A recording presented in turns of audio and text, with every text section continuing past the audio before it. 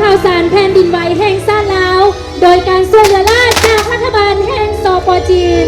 ขอเสียงตบมือแสดงความชื่นใจให้กับพิธีมอบภาพในครั้งนี้各位来宾，这是元老挝国家地震数据中心项目正式移交